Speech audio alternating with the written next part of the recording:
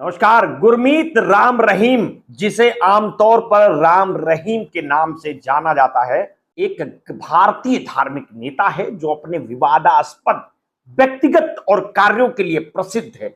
वो डेरा सच्चा सौदा के प्रमुख हैं, जो एक सामाजिक और धार्मिक संगठन है।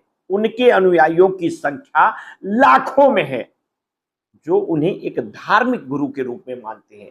हालांकि उनके जीवन का एक बड़ा हिस्सा विवादों और कानूनी मामलों में भरा रहा है। राम रहीम का जन्म 15 अगस्त 1967 को राजस्थान के श्री गंगानगर जिले में हुआ था। उन्होंने 1990 में डेरा सच्चा सौदा का नेतृत्व ग्रहण किया और जल्द ही अपने अनुयायियों के बीच लोकप्रिय हो गए। उनके अनुयायी उन्हें एक आध्यात्मिक गुरु मानते हैं, लेकिन उनके भड़काऊ भाषणों और विवादास्पद गतिविधियों के कारण उन्हें कई बार आलोचना का सामना करना पड़ा और इसीलिए मैं उन्हें नेता का नाम दे रहा हूं। गुरमीत राम रहीम पर कई गंभीर आरोप लगे हैं। 2017 में दो साथियों के साथ दुष्कर्म करने के मामले में 20 साल की सजा सुनाई गई और यह मामला काफी समय से चला आ रहा है, जिसमें उन्होंने साध्वियों के खिलाफ धमकी देने और प्रताड़ित करने के आरोपों का भी सामना किया है। इसके अलावा उन पर पत्रकार रामचंद्र छतरी की हत्या के में संलिप्तता का भी आरोप लगा है, जिसने उनके खिलाफ कई लेख लिखे थे। साथ ही उनके कुछ बयान और क्रियाओं पर भी धार्मिक भावनाओं को आहत करने का आरोप लगा है। हाल ही में गुरमीत राम रहीम को बार बार पैरोल मिलने के कारण वो फिर चर्चा में हैं।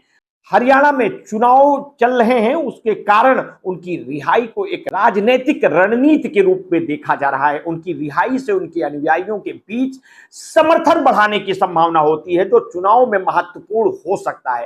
भारतीय कानून के तहत यदि एक कैदी का व्यवहार अच्छा होता है और उसने अपनी सजा का एक निश्चित समय पूरा कर लिया है, तो उसे पैरोल की रिहाई दी जा सकती है। राम रहीम का जेल में व्यवहार अच्छा रहने का दावा किया जा रहा है, जिसके आधार पर उन्हें पैरोल दी जा रही है। उनके अनुयायी उनकी रिहाई के लिए अभियान चलाते हैं, जिससे सरकार शायद इस जन समर्थन को ध्यान में रखकर निर्णय ले रही है। गुरमीत राम रहीम की कहानी केवल एक व्यक्ति की नहीं, बल्कि ये एक जटिल सामाजिक और राजनीतिक परिप्रेक्ष्य में फैली हुई है। उनके ऊपर लगे आरोप और बार बार पैरोल मिलना कई सवाल खड़े करता है।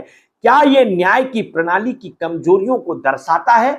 क्या यह राजनीतिक स्वार्थ का परिणाम है और समाज पर इसके प्रभाव क्या होंगे?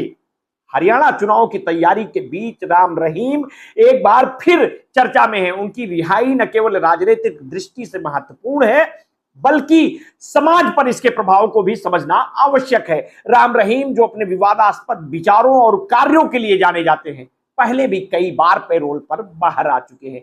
पैरोल एक कानूनी प्रक्रिया है जिसमें कैदियों को कुछ शर्तों के साथ अस्थायी रूप से रिहा किया जाता है और यह मान्यता इस आधार पर होती है कि कैदी ने सुधार किया है। भारत में पैरोल के लिए नियम राज्य सरकारों पर निर्भर करता है। आमतौर पर एक कैदी को पैरोल तभी दी जाती है जब उसका जेल में व्यवहार अच्छा हो और उसने अपनी सजा का एक निश्चित समय पूरा कर लिया हो।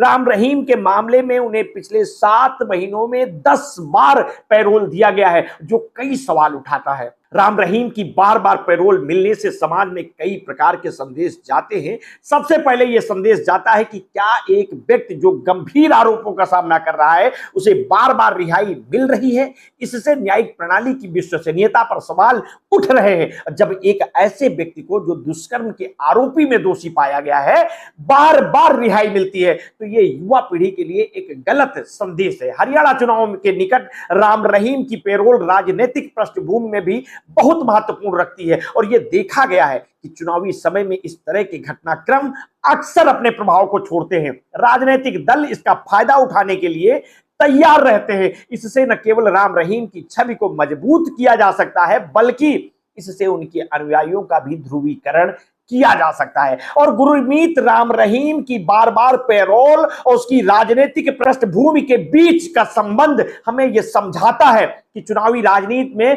कैसे व्यक्ति के विशेष की रिहाई का उपयोग किया जा सकता है। समाज पर इसके संभावित प्रभाव, न्याय प्रणाली की विश्वसनीयता और चुनावों की प्रक्रिया पर विचार करते हुए यह आवश्यक है कि हम इन मुद्दों को गंभीरता से लें और क्या यह सिर्फ एक कैदी की रिहाई है या इसके समाज की नैतिकता पर भी गहरा असर पड़ सकता है। यह सवाल हमें सोचने पर मजबूर करता है। आप इस रिहाई को लेकर के किस तरह से देखते हैं, हमें वीडियो की कमेंट बॉक्स में अवश्य बताइएगा। आपने अगर अभी तक हमारे इस चैनल को सब्सक्राइब नहीं किया है तो तत्काल कर लीजिए, बेल आइकन दबाना बिल्कुल ना भूलिए। अपने स्वास्थ्य के प्रति सचेत रहिए, सजग रहिए, अपना ध्यान रखिए। बहुत बहुत धन्यवाद। साधुवाद।